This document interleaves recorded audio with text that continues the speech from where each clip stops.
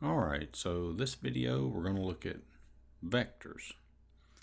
So let's get some, let's look at some terminology and stuff like that before we get into the problems. This video will not contain any applications. There will be a whole video on its own for that. It'll be right after this video in the playlist. Alright, so the length of a vector represents the magnitude of the vector quantity. So I'll explain all this more when we look at when we start drawing the vectors. But the magnitude, that's the length of the vector, and the direction is indicated by the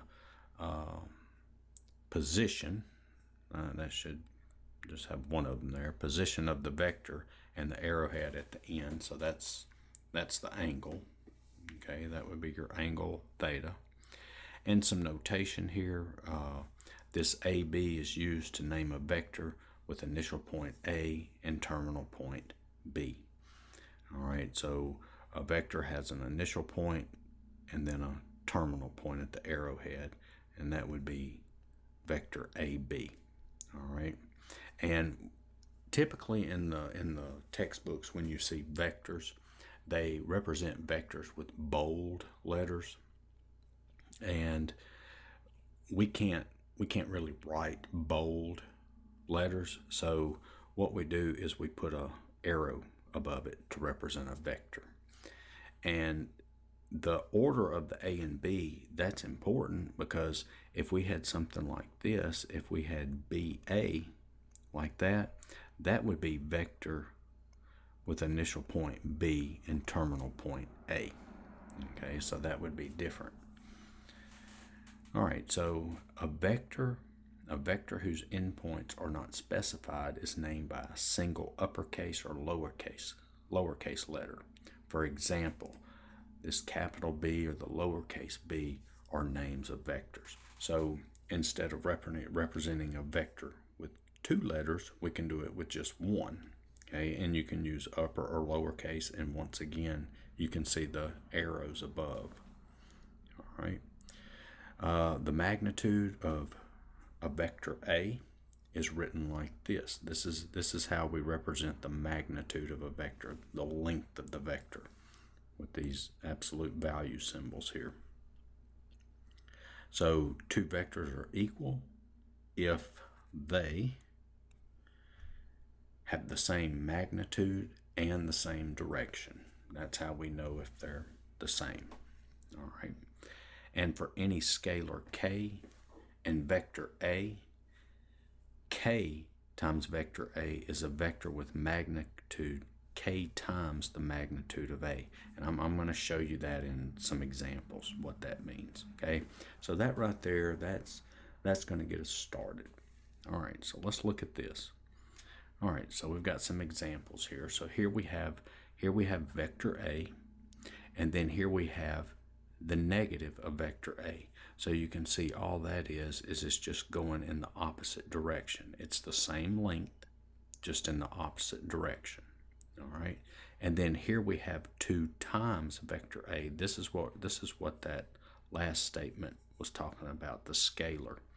So we've got 2 times vector A, and all that is, it's going in the same direction. It's just that this vector is twice as long as this one. I know it may not look like it when I draw it on the screen, but it's supposed to be twice as long as vector A. And then we've got 1/2 times vector A, so that just means this vector is half the length of this one. And then we've got -1/2 times vector A, so it's half the length, but see, it's negative, so it's going in the opposite direction. All right, so that's just some illustrations of vectors. All right, so what about adding vectors by drawing it? So there's a couple of ways that we can show adding these vectors graphically. I'll show you both of them. So if we want to find vector A plus vector B, so what we're going to do is we're going to draw vector A right here. Okay, this is vector A. And yes, this vector here is exactly like this one. I know it may not look the same length, but they're supposed to be the same length. And then what we do is we take vector B and we put it at the terminal point. We put it at the terminal point of A. Okay, so this is vector B here. All right, this is the initial point of A. Here's the terminal point of A. So what we do is we take the initial point of vector B and put it at the terminal point of A. And then we connect the initial point of A with the terminal point of B. And this represents vector A plus B. All right. Now, let me show you the other way to do it. So we can, and either one's acceptable.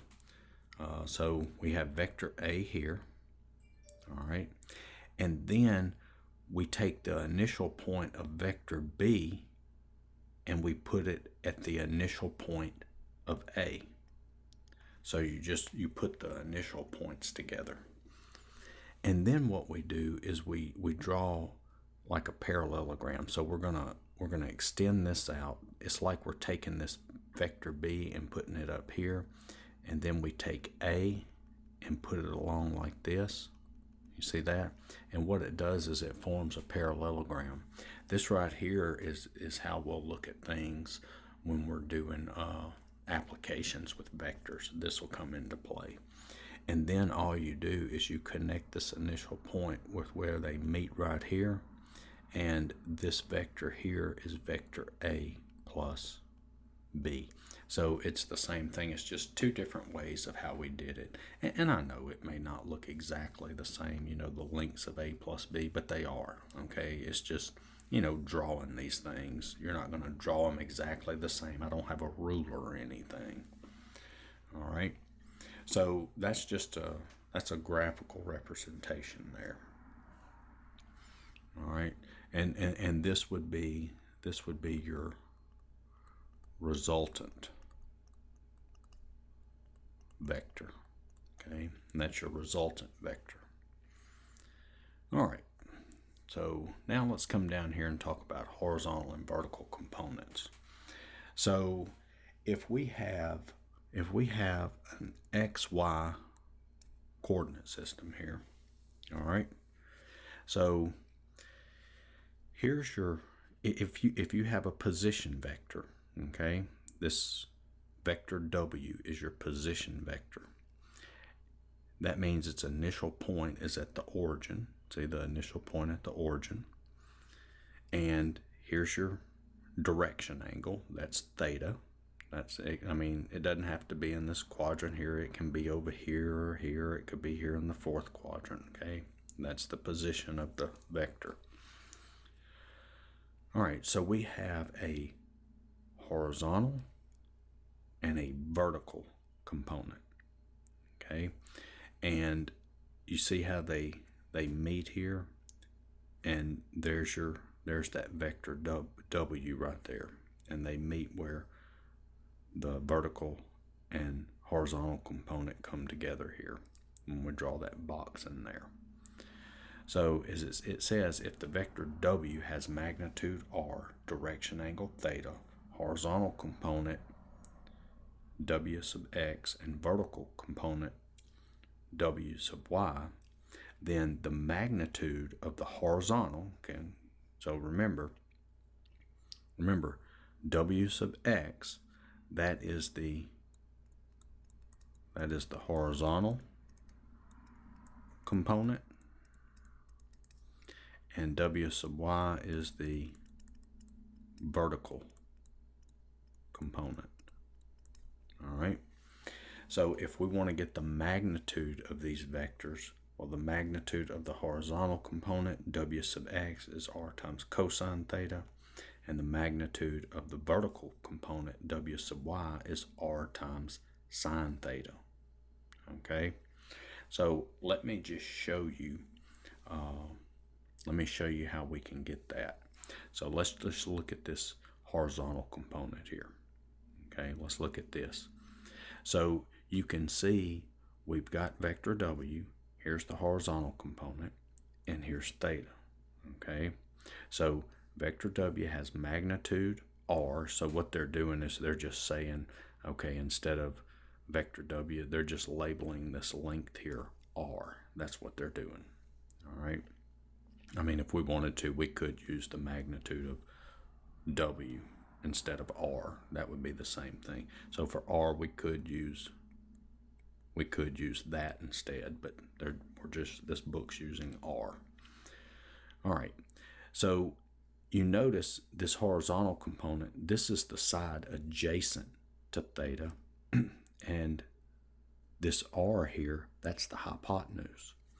So we know that cosine theta is equal to adjacent, right, over hypotenuse.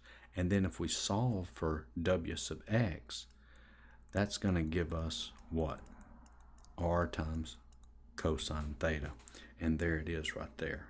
And then the same thing would be true for the vertical component. That would be sine theta. You see that? And see, this is your vertical component. But remember, this is the same thing over here. It goes up the same. That's the same magnitude. Is equal to, what is that? Opposite. So that's opposite over adjacent. And so if we solve for the W sub y, that's equal to R times sine theta. And there you go. And that's where this comes from. Okay. So if you forget this, you can just draw this out and you can see which one's which. All right. All right. So then it says if the direction of vector W is such that the sine of theta or cosine of theta is negative. Okay. So if the vector's not in the first quadrant, if it's in the second quadrant, the third quadrant, or the fourth quadrant, okay? So if it's in the second quadrant or the third quadrant, cosine would be negative. Or if it's in the third quadrant or fourth quadrant over here, sine would be negative, all right?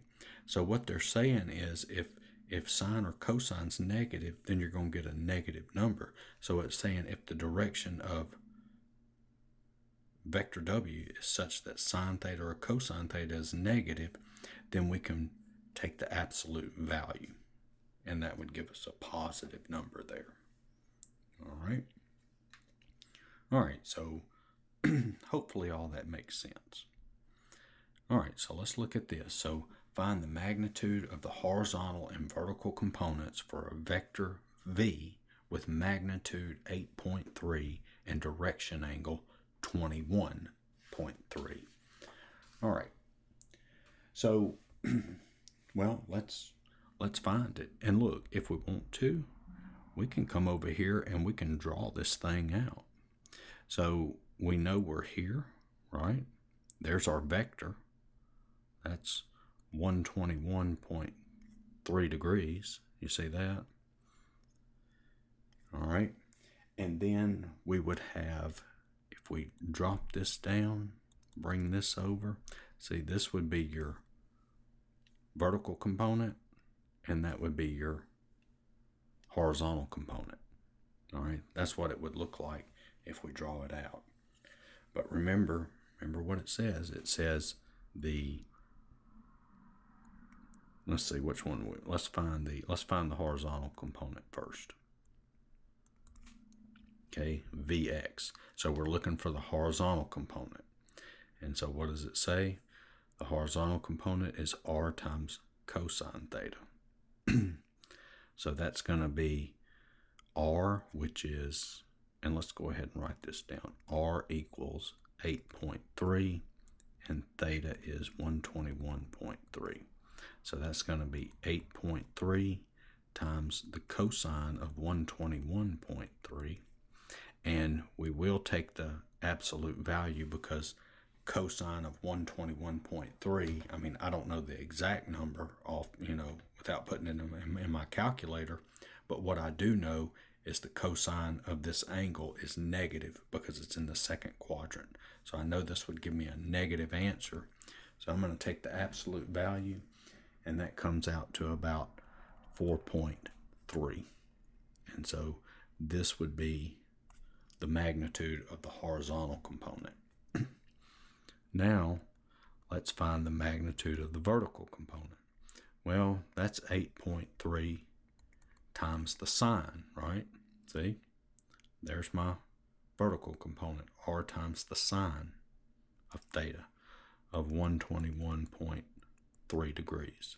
Now, I could do absolute value, but I don't have to because the sine of 121 is positive. I know that. So if you put the absolute value, that's fine. If not, that's fine too. All right, and that is equal to 7.1. And there's your answer.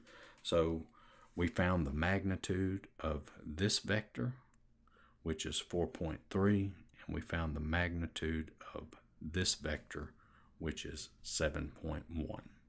All right, and they gave us the magnitude. See, this right here's our vector v. This right here is vector v. So they gave us the magnitude and direction, and we're able to find the horizontal and vertical components. All right, so let's move on. So here we have the notation AB, and that's in angle brackets. See these angle brackets here is used for the position vector with terminal point AB. The form AB with the angle brackets is called component form. Since the vector V is equal AB, and that's the angle brackets, extends from 0, 0 to AB, its magnitude is the distance between these points. All right, so to find the magnitude of a position vector, that's just the square root of a squared plus b squared. It's the distance from this point here, 0, 0, to this point here, AB. That's all we're doing. And you can see all that is the Pythagorean theorem. All right. And then for the direction angle theta, that satisfies tangent theta equals b over a, where a is not equal to 0. All right. So basically what you're looking at here, this is your position vector, and it's going from 0, 0. It's going from this point 0, 0 to some point AB. Okay. So look, this is just like plotting a point. This is your x coordinate, y coordinate. So that's A and that's B. And all we're using is, look, right? The hypotenuse squared is equal to a squared plus b squared.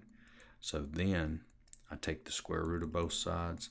That's a squared plus b squared. And there's your magnitude. All right. And then we can use to find the direction, to find theta. That's b over a. Look there, there's theta. Opposite over adjacent. Or y over x. Remember that? Y over x. If you have x, y, and r. All right. And yes, I mean, if you wanted to, to find theta, yeah, you could use sine theta is b over the magnitude of v. You could use that too. Okay. I just, in some books use sine. So I just use tangent on the ones when I do them. I just use the tangent theta. All right. So here, let's find the magnitude and direction of the vector. All right, so we've got vector V. I didn't put the arrow above it. So vector V is -2, -5. All right, this is a position vector. So what I like to do is I like to draw these things out. And let's plot it, -2, -5. So I'll go left 2, down 5. And here's the vector. There's theta. And this is vector V here. All right. So let's find the magnitude. So to find the magnitude, so the magnitude of V is equal to the square root of A squared, so that's -2 squared, plus B squared, that's -5 squared. And so that's going to be the square root of 4 plus 25, which is the square root of 29. And there's the there's the magnitude. That's the length of the vector. All right. Now let's find the angle. Okay, let's find the angle. So we're going to use tangent theta is equal to B over A. So that's -5 over -2. So I get tangent theta is equal to 5/2. So that's going to give me theta is equal to the inverse tangent of 5/2. Now we'll take this and put it into our calculator. All right.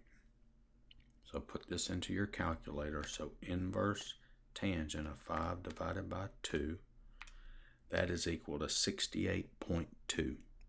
68.2 degrees. And that's what I'm just gonna round it to 1 decimal. Now, this is where you've got to think stuff. Okay, you got to think about stuff. So if you've watched any of these videos in this playlist on these lectures, you have probably heard me over and over and over talk about reference angles. Okay, you've got to understand reference angles. If you don't, then you probably didn't make it this far in trig if you didn't understand reference angles. Obviously, theta is not 68.2, right? It's not 68.2. This 68.2 is in the first quadrant. But remember, the angle in the first quadrant, this is also a reference angle. And this right here is just the notation I use for reference angle. Okay, some books, they use this for reference angle. I've seen some do this. I've seen some do this. I've seen some do this. Whatever notation your book uses. Okay, I just use with the little prime symbol there. All right, that's our reference angle. So here's your reference angle, 68.2 degrees. So we can get theta is equal to what? 180 plus the reference angle, 68.2 degrees. And so that gives us 248.2 degrees. And there's your direction angle. All right. Now, one thing I want to talk about just a little bit before we go to the next stuff, and I think I've got some examples on this. You can search my YouTube channel for magnitude and direction of vectors, or magnitude and direction of vectors. And I think I've got some more examples where I have one in the fourth quadrant, one in the second quadrant, stuff like that. But what I want you to realize here is, say we have this, okay? Let's just call this vector W, and let's just say that W is equal to -1, 3. To -1, 3. All right. So, you know how to find the magnitude. That's just plugging it into the formula there. But the angle, tangent theta, is equal to, let's change that to a -2. It doesn't matter. So we've got 3 over -2. So that's -3/2. Okay. But we know it's over here in the second quadrant. So what I recommend you do here is go ahead and change this to theta prime and set it equal to 3/2. Get the reference angle, and then use that reference angle to get your second quadrant angle there. All right.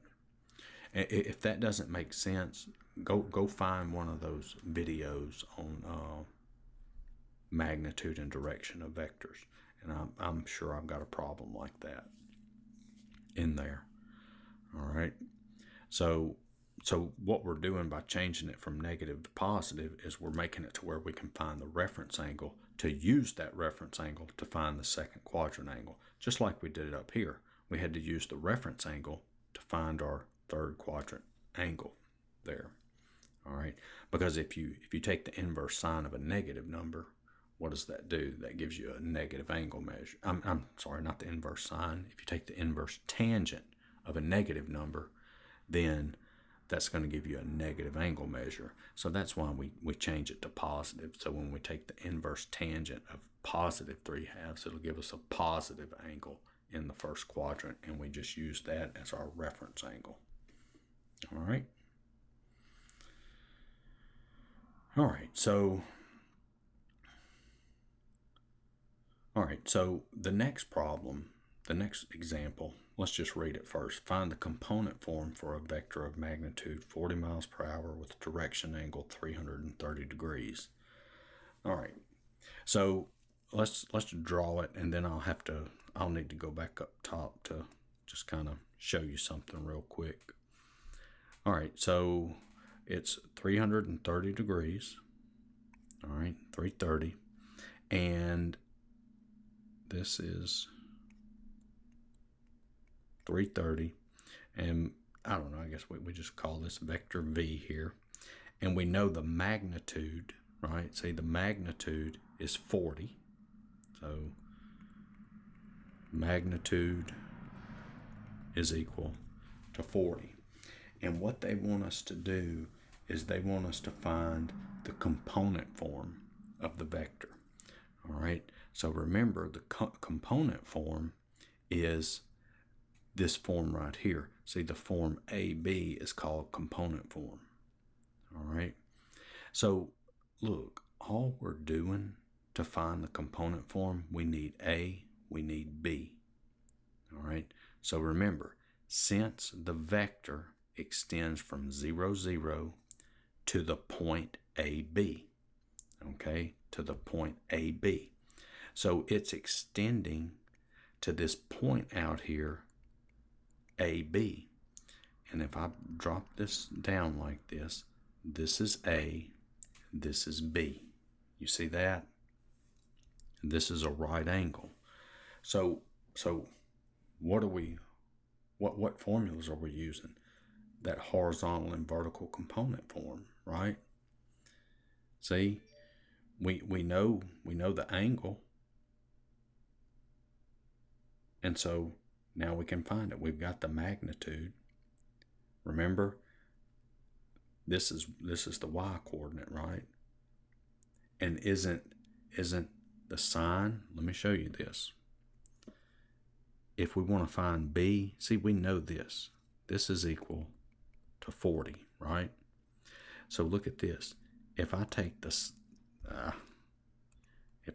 sine of 330, that's equal to what? Y over R. You see that? And so B is equal to 40 times the sine of 330. You see that? And then if I do cosine of 330, that's what's cosine? X over R. Okay, remember that back at the first trig when you learned that? Tangent is y over x, sine is y over r, and cosine is x over r. Well, isn't this your x coordinate, the A here? That's A over R. And so A is equal to 40 times the cosine of 330. All that is like finding the horizontal and vertical component. You see that? If you look at this and you go back and look at the those formulas, because see, this right here is like what? V sub x, and this is like V sub y. You see that? And that's all we're doing there. Okay? So that's it. So we've got B is equal to 40 times the sine of 330. And when we punch that in, to our calculator, that gives us negative 20, and A is equal to 40 times the cosine of 330, which that is equal to, and if we give an exact answer, that's 20 square root of 3. 20 square root of 3. All right. I mean, and if you want, you can punch that in your calculator. If your teacher lets you do that, just throw it in your calculator and it'll give you a decimal. Okay. Now, you might be thinking, well, you know, before we took what? What did we do? We took the absolute value of that to get the positive. Well, we were finding the horizontal and vertical components there. See, let's go back up to that problem. Okay, it says find the magnitude of the horizontal and vertical component. We were finding the magnitude, so we took the absolute value to get the positive numbers. But what we're doing here is we want to know, where are we? Here we are. We want to know, find the component form. So the component form, see, it's extending from 0, 0 to A to the point AB. So vector V is equal to this. Okay, so it can be positive or negative when we're finding the component form.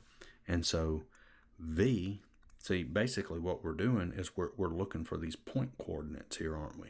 See that? We're looking for those point coordinates. And obviously the horizontal component is going to be positive, which it is. See, there's A, it's positive. And you can see the vertical component, it's going to be negative because we're moving down. And there it is, negative. See, B is negative. And so the component form is 20 square root of 3, negative 20. And there's your answer. All right. So, you know, you got to think about what they're asking you to find. Okay, so think about that.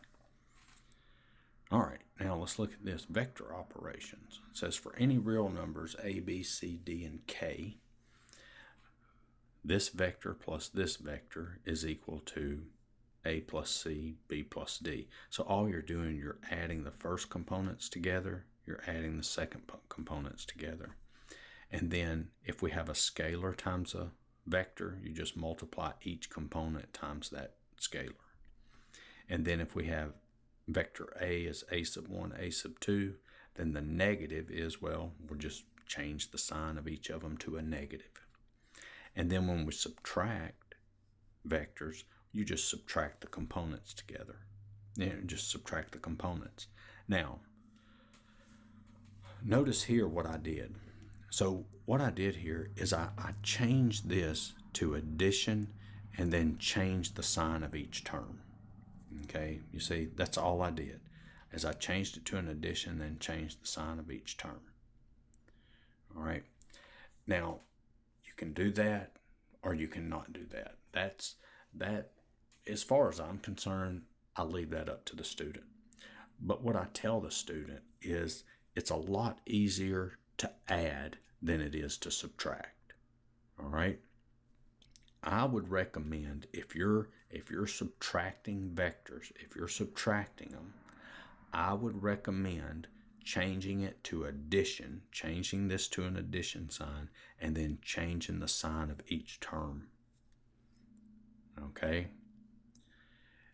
Because I see so many students mess up when they're trying to subtract in their head.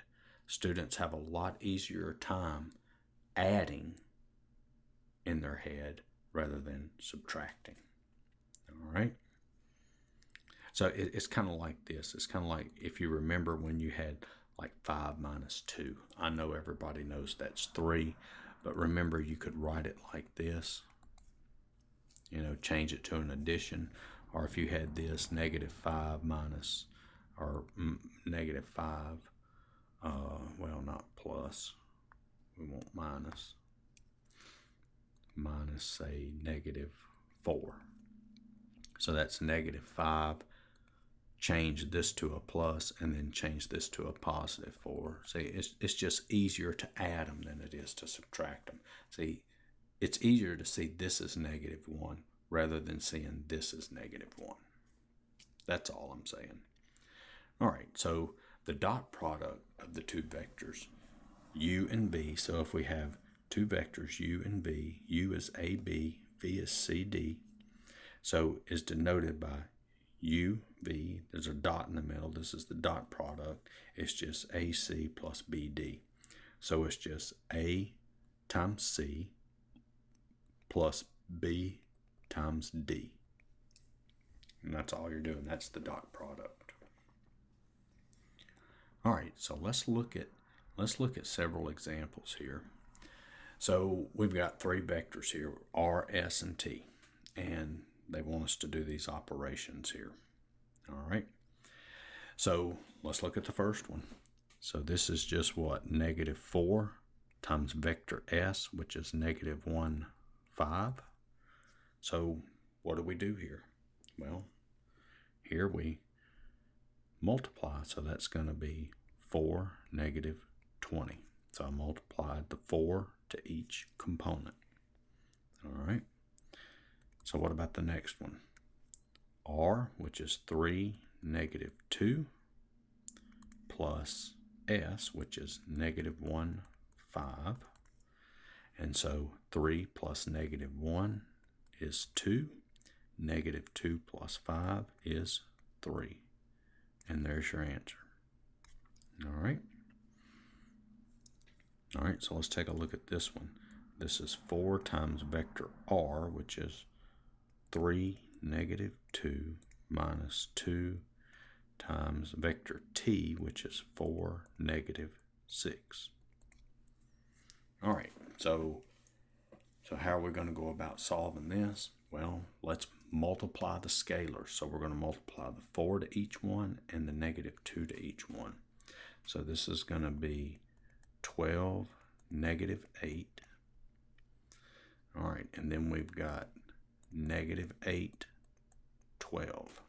All right, now this is important here.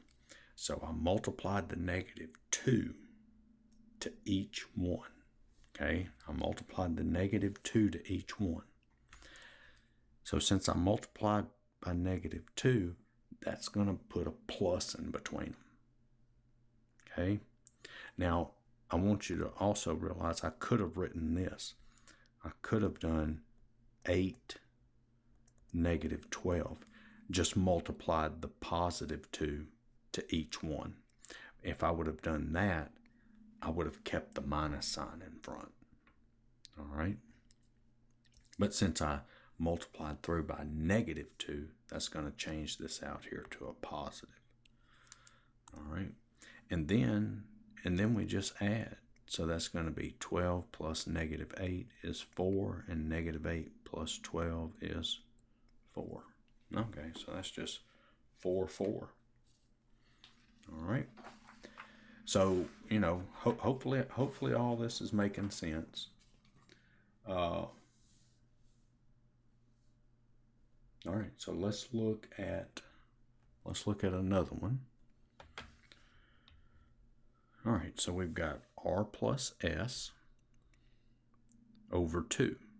So let's see, R is 3, -2 plus S, which is -1, 5. And this is over 2. All right, so let's add the two vectors together. So 3 plus -1 is 2, and -2 plus 5 is 3, and that's over 2.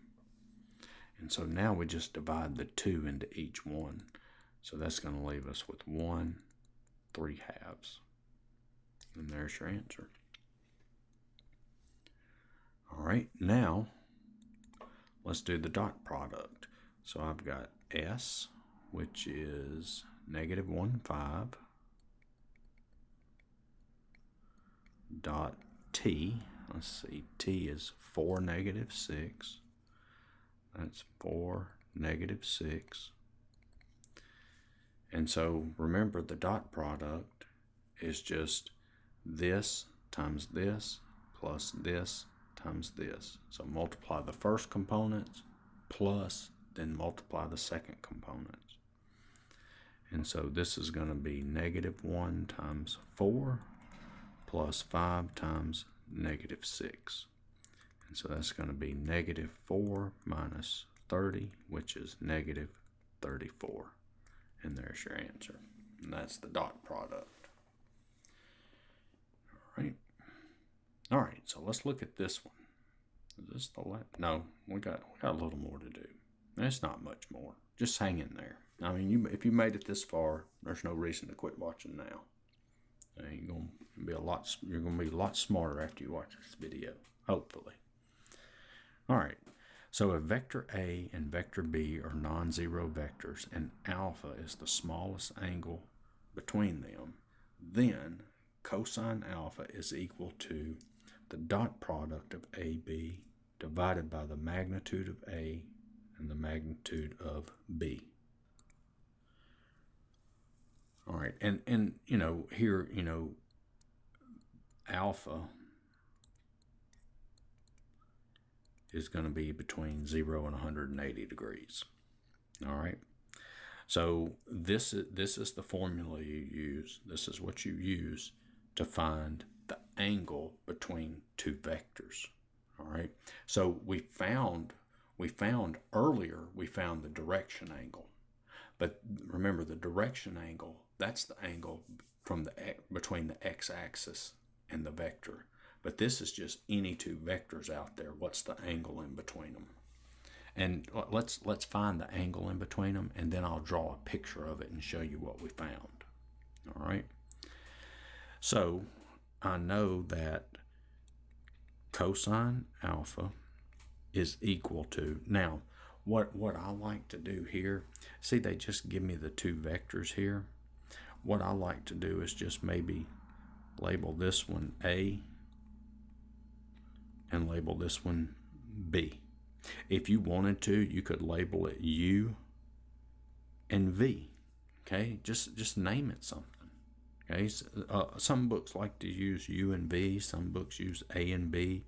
Some like to use the uppercase. Some like to use the lowercase. It doesn't matter. Just label them. I'm just labeling them A and B because that's how our formula does it.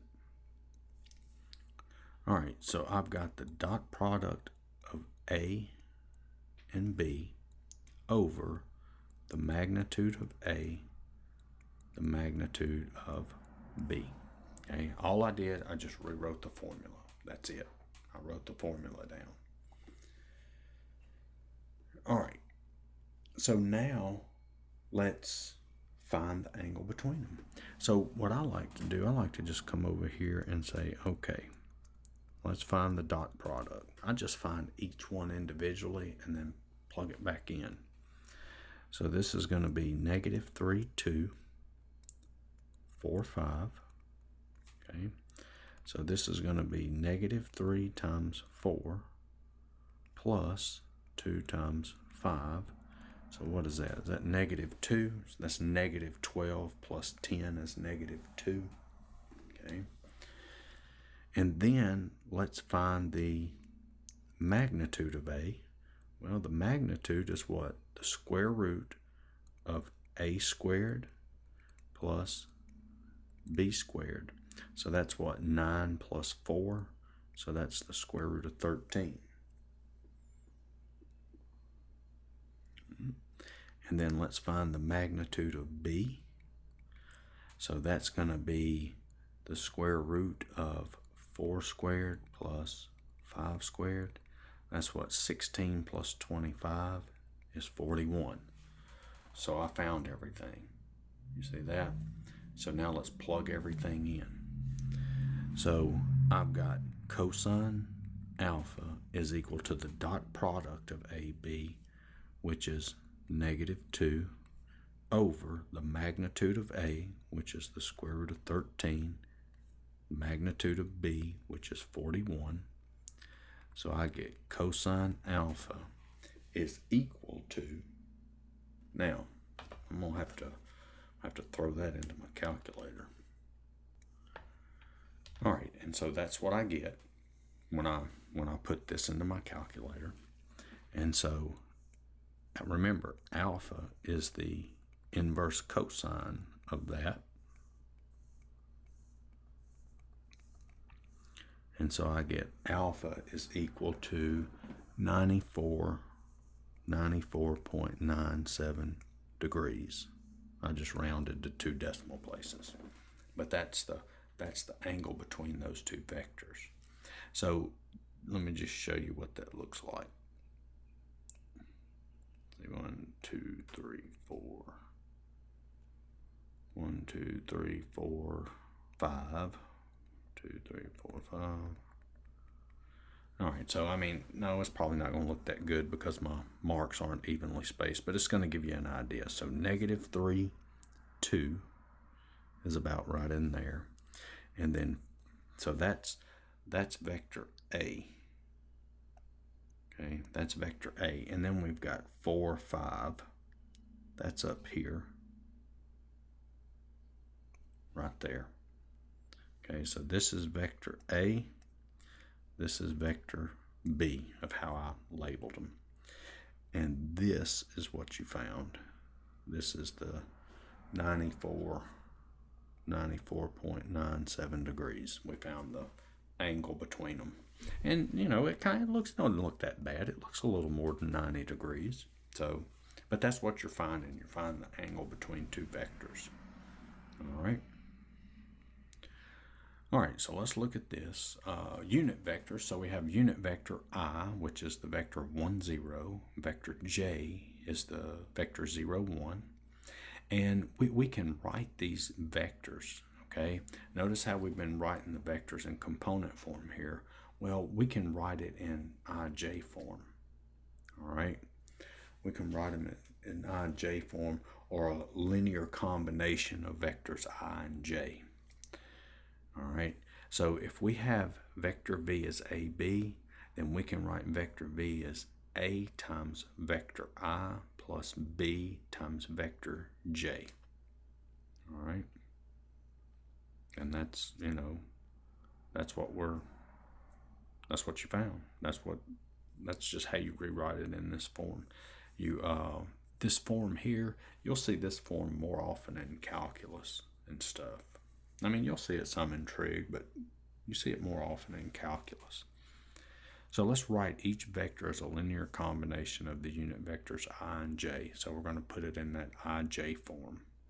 So, I mean, all it is this is just what? A is 1, so that's 1 times vector I plus B times vector J. And so this is just I plus 5J. And that's all it is. Same thing here. We've got square root of 2 times vector I, not plus. B is -5, so that's -5 times vector J. And that's all they're wanting you to do there, is just write it in the different forms. And look, and you can also take this form and write it back into this form. Okay, you can go the other way with it too. All right, now let's look at parallel and perpendicular. So how do we know if two vectors are parallel or if two vectors are perpendicular to each other? So perpendicular, if two vectors are perpendicular, then their dot product is 0. Okay, their dot product is 0. And for it to be parallel, if vector A can be written as some k times vector B for a non-zero scalar k, then they're parallel. All right, so let's look at it. Let's determine whether each pair of vectors is parallel, perpendicular, or neither. And if you don't really understand what the parallel means, I'm gonna explain it when we work the problem. I mean, this one's pretty straightforward. Perpendicular, just find the dot product. If it's 0, then they're perpendicular. All right, so I think testing for parallel, it's easy. So I'm looking at the two vectors, and do you notice that I can take the 2, 3 and multiply it by 4 and get 4 times 2 is 8, 4 times 3 is 12. You see that? That's what they're talking about here. This k, see k here, times the vector is going to give you this one. Okay? So that tells me that these are parallel. All right? Now, let's look at this one. So first, I just check real quick, are they parallel? Well, if I take the 2, 1, right, and multiply it by -4, we'll see how the -4 times 1, that gives me the -4, but -4 times 2 doesn't give me 2. So right there I know they're not parallel. Okay, that's just a quick way to check it. Okay, so basically you're looking at one of these vectors and saying, okay, can I multiply each component by one number and get the other vector? Okay, so for this one we know, well, they're not parallel. So let's check to see if they're perpendicular. So remember, we'll find the dot product.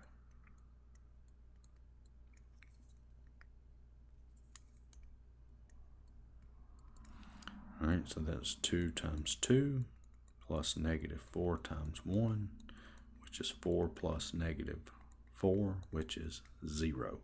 So the dot product is 0, so that means they're perpendicular. Okay. And then I bet you can guess what the answer to the last one is, right? All right. So, but let's work through it. So first let's check, are they parallel? Well, I mean, I can't multiply the same number to get the other vector. Say I can't multiply the 5 and the 3 by the same number to get this vector. I can't multiply the 2 and the 5 by the same number to get this vector. Okay, see up here I can multiply the 2 and the 3 by the same number 4 to get that vector. So that tells me they're parallel. But I can't do that here. So I know right off the bat they're not parallel. So now let's check to see if they're perpendicular.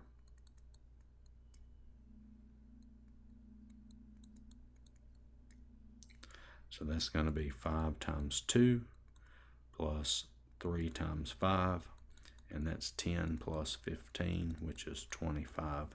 So I know they're not perpendicular. So this is neither. And there it is. Okay, so that's everything about vectors as far as a trig class goes. That's, well, and of course we haven't done the applications, so that'll be in a separate video. I would encourage you to watch that one. We're going to work, I don't know, probably work about 7 or 8 word problems in there on those applications with vectors, so watch them. So, you know, I hope this helped. I hope it all made sense, and if it did, watch the video on applications. It'll be right below this one in the playlist. If you go to my channel, you can click on playlist, go to trigonometry lectures, and all these videos are there.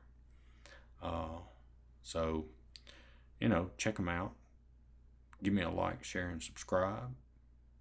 Appreciate you watching, and I'll see you later.